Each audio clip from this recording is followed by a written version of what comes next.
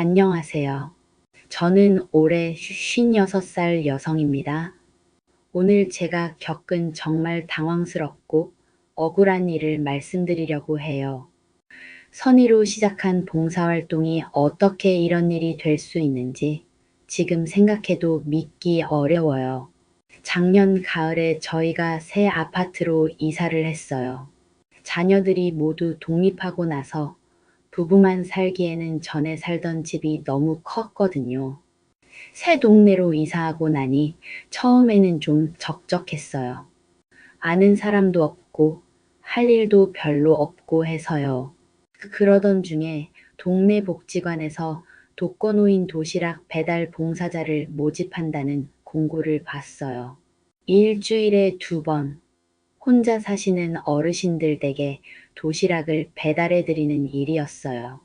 새로운 동네에 적응도 할 겸 뭔가 의미 있는 일을 하고 싶어서 신청했어요. 복지관에서 간단한 교육을 받았는데 생각보다 체계적이더라고요. 어르신들을 대할 때 주의사항이며 응급상황 대처법이며 여러 가지를 알려주셨어요. 특히 적당한 거리를 유지하면서 친절하게 대하라는 말씀이 기억에 남았어요. 처음 배정받은 곳은 세 분의 어르신 댁이었어요. 모두 혼자 사시는 70 넘은 분들이었는데 처음에는 조심스럽게 인사만 하고 도시락만 전해드렸어요. 그런데 어르신들이 워낙 반가워하시면서 고맙다, 덕분에 든든하다 하시니까 마음이 뿌듯했어요. 몇 주 지나면서 점점 익숙해졌어요. 어르신들도 저를 기다리고 계시는 것 같았고 가끔 오늘은 좀 늦으셨네. 지난번에 못 오셔서 걱정했다 하시면서 관심을 보여주시더라고요. 저도 건강하세요. 식사 잘 챙겨 드세요 하면서 안부도 물어보곤 했어요. 그 중에서도 특히 한 분이 저를 많이 반가워하셨어요. 77살 되신 할아버지셨는데 다른 분들보다 대화를 많이 하시려고 하더라고요. 처음에는 감사하다, 고생하신다 정도였는데 점점 어디서 왔냐, 가족은 어떻게 되냐 하면서 개인적인 이야기를 물어보시기 시작했어요. 저는 그냥 외로우셔서 그러시는 거라고 생각했어요. 혼자 사시니까 말 상대가 없으셔서 반가우신 거겠다 싶어서 시간이 될 때는 잠깐씩 이야기를 들어드렸어요. 복지관에서도 어르신들과 소통하는 것도 봉사의 일부라고 했으니까요. 그런데 시간이 지나면서 그 할아버지의 행동이 조금씩 이상해지기 시작했어요.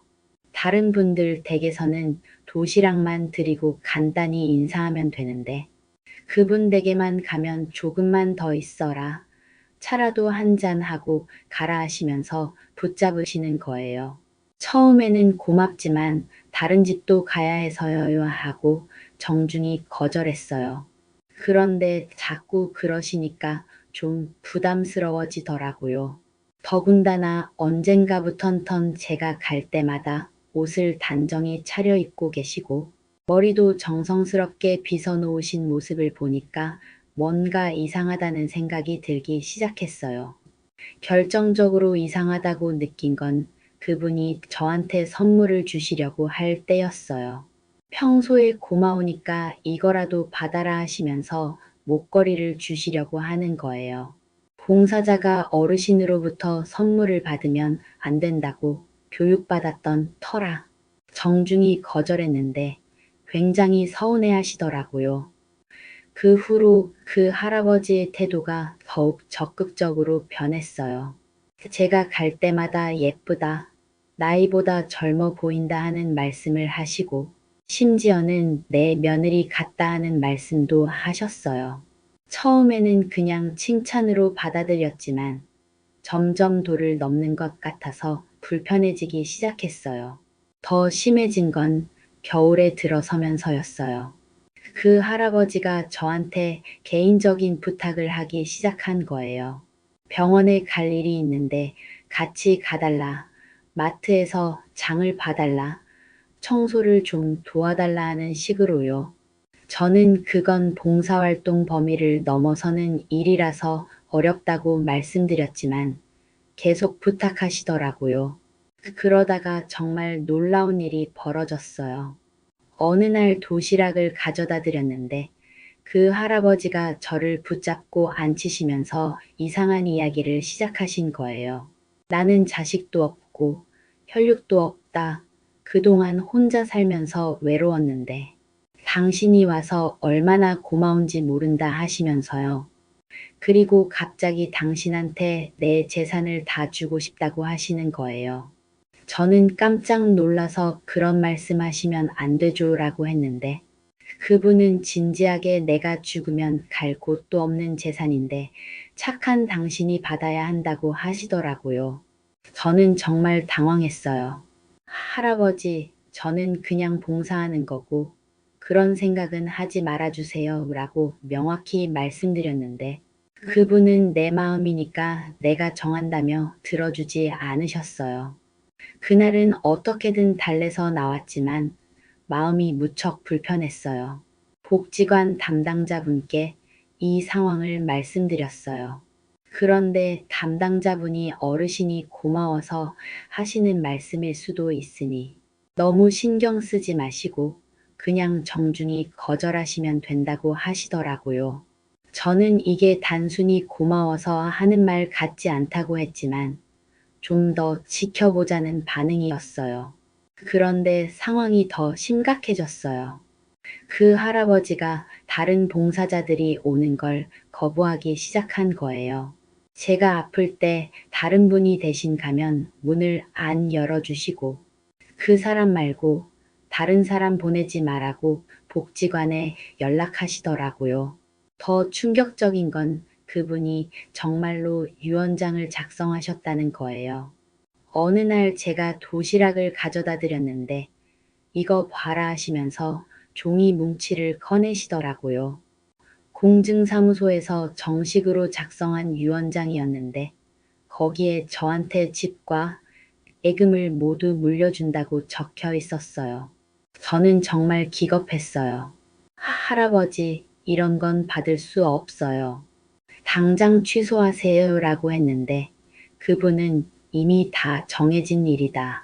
내가 죽으면 자동으로 당신 것이 된다고 하시는 거예요. 그리고 그러니까 앞으로 나를 더 잘 돌봐달라고 하시더라고요.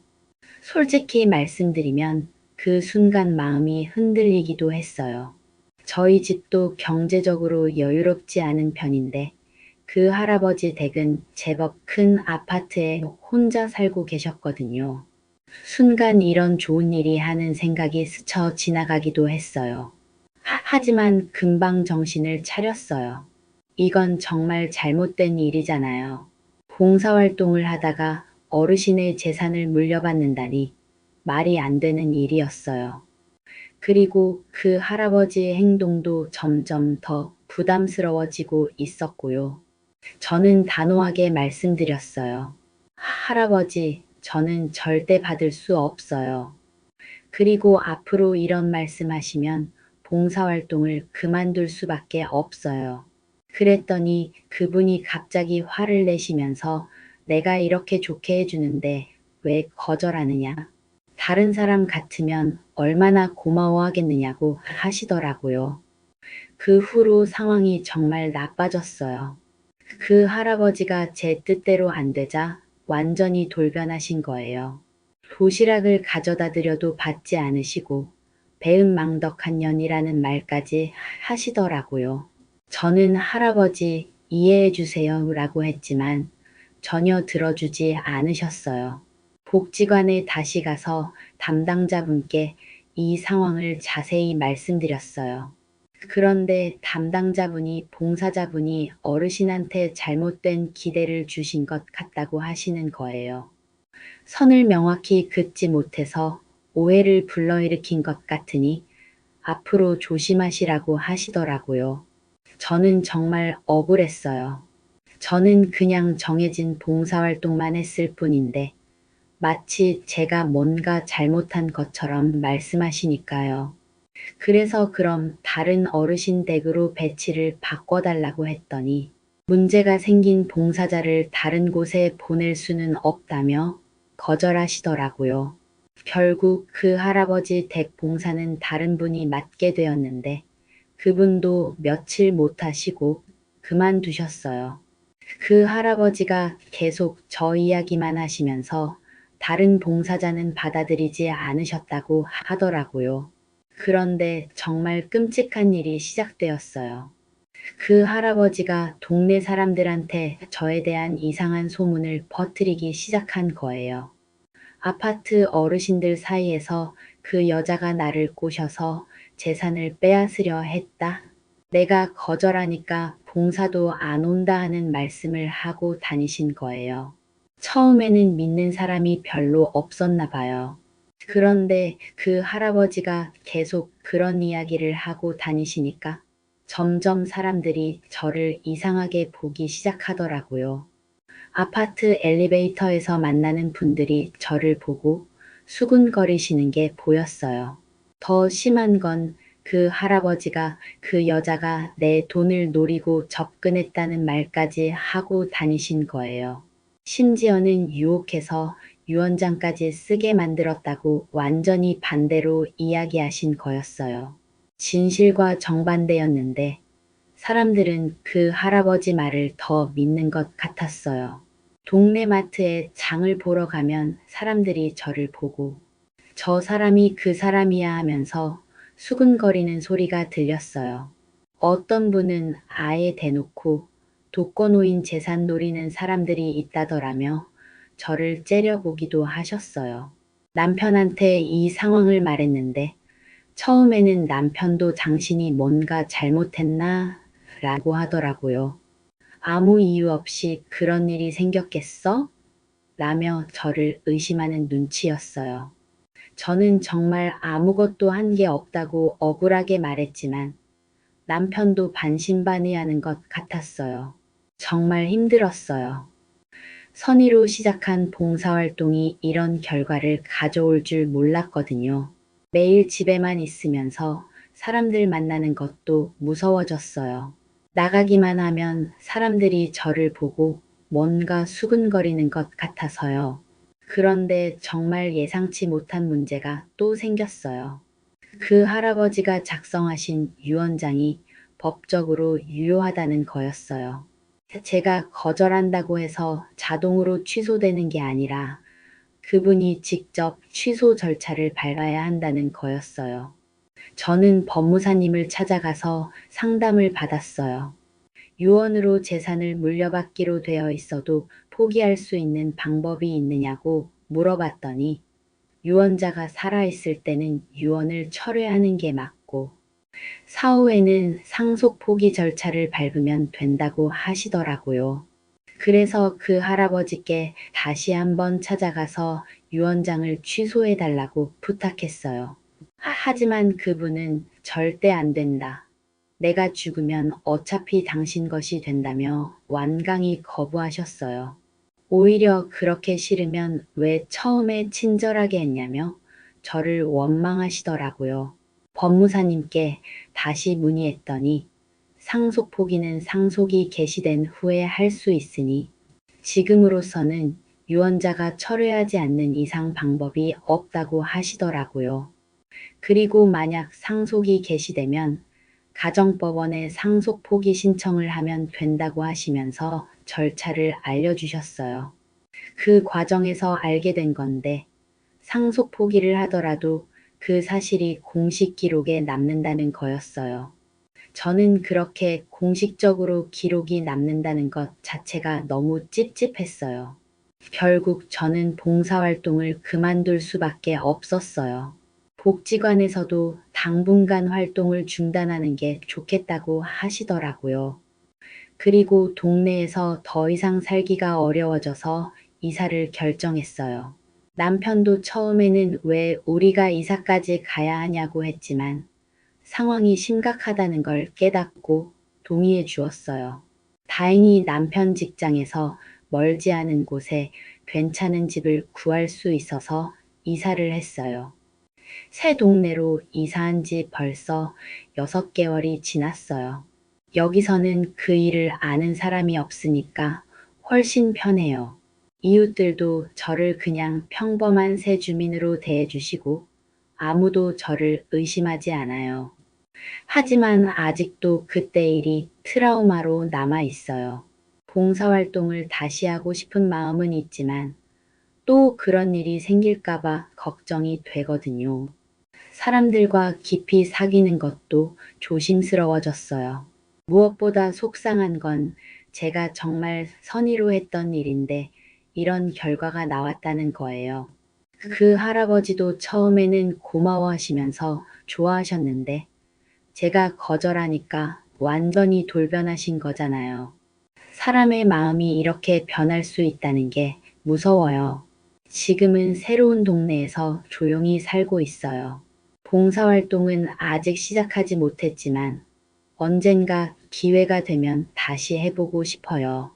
다만 이번에는 정말 조심스럽게 더 거리를 두면서서 할 생각이에요. 이 일을 겪으면서 정말 많은 걸 배웠어요. 선의만으로는 모든 문제가 해결되지 않는다는 것, 그리고 상대방의 감정이나 기대를 제대로 파악하지 못하면 큰 문제가 될 수 있다는 것도요. 혹시 봉사활동을 하고 계신 분들이 있다면 정말 조심하시기 바라요. 도움을 받는 분들이 고마워하는 건 당연하지만 그 고마움이 다른 감정으로 변할 수 있다는 걸 명심하시고 항상 적절한 거리를 유지하시길 바라요. 그리고 혹시 저처럼 억울한 일을 당하신 분들이 있다면 너무 자책하지 마세요. 선의로 한 일이 잘못된 결과를 낳을 수 있지만 그게 우리 잘못은 아니에요. 다른 사람의 손가락질에 괴로웠지만 스스로는 알고 있으니까요. 내가 잘못한 게 아니라는 걸. 긴 이야기 들어주셔서 감사해요. 이렇게 말씀드리고 나니 마음이 좀 가벼워지는 것 같아요.